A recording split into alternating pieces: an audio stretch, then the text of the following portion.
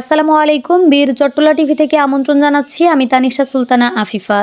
৫০% বাড়ি ভাতা ও ১০০% উৎসব ভাতাসহ শিক্ষকদের ন্যায্য দাবি আদায়ের লক্ষ্যে লক্ষ্মীপুর প্রেস ক্লাবের সামনে বিক্ষোভ সমাবেশ ও মানববন্ধন অনুষ্ঠিত হয়েছে। শনিবার সকালে বাংলাদেশ আদর্শ শিক্ষক ফেডারেশন লক্ষ্মীপুর সদর উপজেলা ফাউন্ডেশনের আয়োজনে এ কর্মসূচি পালিত হয়। মানববন্ধনে প্রধান অতিথি হিসেবে বক্তব্য রাখেন শিক্ষক ফেডারেশনের সম্মানিত জেলা সভাপতি অধ্যাপক মোহাম্মদ আব্দুর রহমান। এ সময় উপস্থিত ছিলেন মাস্টার মোহাম্মদ রুহুল আমিন, মাওলানা আব্দুর রহিম, মোহাম্মদ জাহাঙ্গীর হোসেন, মাওলানা দেলওয়ার হোসেন, অধ্যাপক আজিজুর রহমান, হাবিবুর রহমান সবুজ ও মিজানুর রহমান মানিক প্রমুখ। বক্তারা বলেন, শিক্ষকদের ৫০% বাড়ি ভাতা ও ১০০% উৎসব ভাতা প্রদান এখন সময়ের দাবি। তারা অভিযোগ করেন, বর্তমানে শিক্ষকদের মাত্র ৫০০ টাকা বাড়ি ভাতা দেওয়া হয়, যা লজ্জাজনক ও বাস্তবতার সাথে অসঙ্গত। বক্তারা বলেন, আমাদের দাবি যুক্তিসঙ্গত ও ন্যায়সঙ্গত। সরকার দ্রুত এ বিষয়ে সিদ্ধান্ত না নিলে শিক্ষক সমাজ কঠোর কর্মসূচি দিতে বাধ্য হবে। সমাবেশ শেষে শিক্ষকরা একটি বিক্ষোভ মিছিল বের করেন, যা শহরের বিভিন্ন সড়ক প্রদক্ষিণ করে পুনরায় প্রেস ক্লাবের সামনে এসে শেষ হয়। সেখানে বক্তারা আসন্ন জাতীয় বাজেটে শিক্ষকদের দাবি বাস্তবায়নের আহ্বান জানান।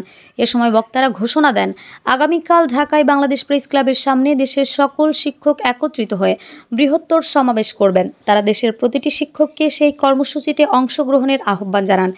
শিক্ষক নেতারা আরও বলেন, দেশের উন্নয়নের মূল চালিকা শক্তি শিক্ষক সমাজকে উপযুক্ত সম্মান না দিলে শিক্ষার মান উন্নত হবে না। তাই শিক্ষকরা তাদের ন্যায্য অধিকার আদায় না হওয়া পর্যন্ত আন্দোলন চালিয়ে যাবে।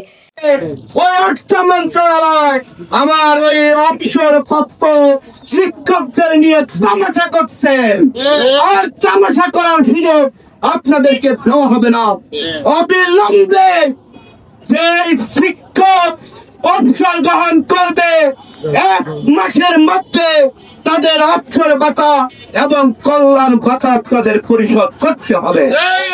তাই আসুন, আগামী দিনে শিক্ষকদের নিয়ে যেন কোনো বৈষম্য না হয়। উপস্থিত প্রিয় সাংবাদিক বন্ধুরা, সম্মানিত লক্ষ্মীপুরবাসী, আসসালামু আলাইকুম ওয়া রাহমাতুল্লাহি ওয়া বারাকাতুহু। আপনারা জানেন, আজকে সারা দেশে বেসরকারি স্কুল এবং মাদ্রাসার শিক্ষকগণ নানানভাবে অবহেলিত হচ্ছে। আমরা আশা করেছিলাম আমাদের নেতৃত্ব দাবি নিয়ে আমাদেরকে রাজপথে নামতে হবে না, কিন্তু অত্যন্ত পরিতাপের বিষয়, আজকে উত্তরবঙ্গ থেকে দক্ষিণবঙ্গে এবং টেকনাফ থেকে তেতুলিয়া শিক্ষক নিয়োগ হচ্ছে, কিন্তু সেখানে একজন নতুন শিক্ষক মাত্র ১২,৫০০ টাকা বেতন পাচ্ছে। এটি অত্যন্ত পরিতাপের বিষয়। যেখানে একটি সরকারি প্রাথমিক বিদ্যালয়ের নিয়মদের বেতন ২০,০০০ টাকা ন্যূনতম, সেই জায়গায় মাধ্যমিক বিদ্যালয়ের একজন শিক্ষক তার পরিবার নিয়ে আজ মানবিত জীবনযাপন করছে। আমাদের বর্তমান ইন্টারিম সরকার, আমরা আশা করেছিলাম শিক্ষা ব্যবস্থার আমূল পরিবর্তন নিয়ে তারা কাজ করবে, শিক্ষকদের জীবন মান উন্নয়নের জন্য তারা কাজ করবে, কিন্তু অত্যন্ত পরিতাপের বিষয়, আমাদেরকে দীর্ঘদিন পর্যন্ত মূলা ঝুলিয়ে রেখে আমাদের দাবি দেওয়া বাস্তবায়নের জন্য অনেক কথা বলে পরিশেষে আমাদের সাথে চরম প্রহসন করেছে। তারই দাবিতে আগামীকালকে সারা বাংলাদেশ থেকে ঢাকায় কর্মসূচি ঘোষণা করা হয়েছে। পাশাপাশি বাংলাদেশ আদর্শ শিক্ষক ফেডারেশন আজ শনিবার সারা দেশে বিক্ষোভ কর্মসূচি এবং মানববন্ধনের আয়োজন করেছে। আমরা এই কর্মসূচি থেকে আপনার জানিয়ে দিতে চাই, সরকার যদি আমাদের ন্যায্য দাবিগুলো বাস্তবায়ন না করে, তাহলে আমাদের এই দাবি বাস্তবায়নে আমরা কঠোর থেকে কঠোরতম কর্মসূচি প্রতিপালন করতে বাধ্য হব। ধন্যবাদ। সম্মানিত উপস্থিতি, আসসালামু আলাইকুম ওয়া রাহমাতুল্লাহ। এই বৈষম্য আর চলতে পারে না। আমরা এই বৈষম্য দূর করার জন্য সরকারের কাছে জনদাবি আছি। সম্মানিত উপস্থিতি, আমরা যদি তাদের ড্রেসের দিকে তাকাই, তাহলে মনে হবে যে এরা হচ্ছে এই সমাজের সবচেয়ে নিরীহ মানুষ। সম্মানের দিকে যদি তাকাই, তাহলে হচ্ছে নির্বাচনের সবচেয়ে অসহায় কর্মকর্তার মধ্যে আমরা থাকি।